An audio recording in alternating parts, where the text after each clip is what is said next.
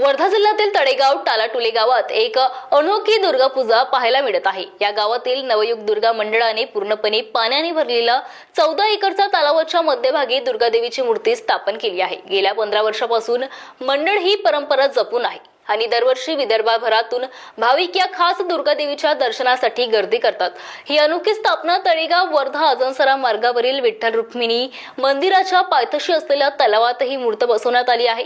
20 फूट खोल पाण्यावर मूर्ती आहे। यावर्षी दुर्गा देवीची मूर्ती सुमारे 200 फूट लांब आणि 20 फूट खोल पाण्यावर विराजमान झाली आहे।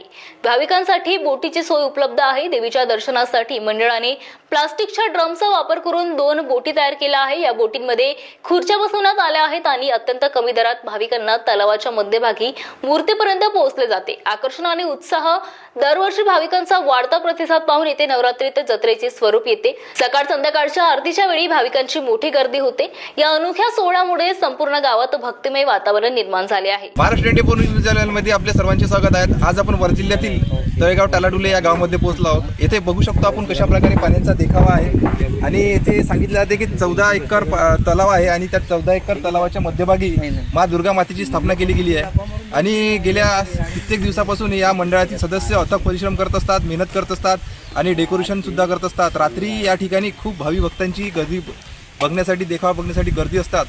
येथे विदर्भातील, महाराष्ट्रातील लोक सुद्धा या देखावा बघण्यासाठी येते। बोलले जाते की महाराष्ट्रातील एकमेव देवी आहे जे पाण्याच्या मध्यभागी आहे। 2 महिन्यापासून इथे तळ्याच्या मध्यभागी देवीची स्थापना करण्यासाठी आम्ही 2 महिन्यापासून काम करत असतो। नक्कीच त्याचप्रमाणे आपल्यासोबत काही कार्यकर्ते सुद्धा आपण त्याची संवाद साधू। सगळेजण आपापल्या परीने काम करतात, लहान असो का मोठा असो। आपलं थोडं तरी श्रमदान इथे करतो।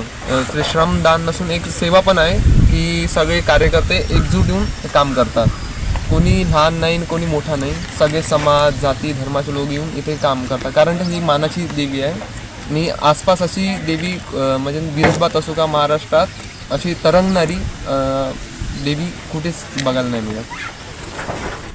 यांनी सांगितलं आपल्याला की खरंच सर्व गावातील जाती धर्माचे लोक एकत्र येतात आणि एकत्र येऊन पूजा अर्चना करत असतात आणि हे महाराष्ट्रातील, विदर्भातून नव्हे तर महाराष्ट्रातून क्रमांक 1ची देवी मानली जाते।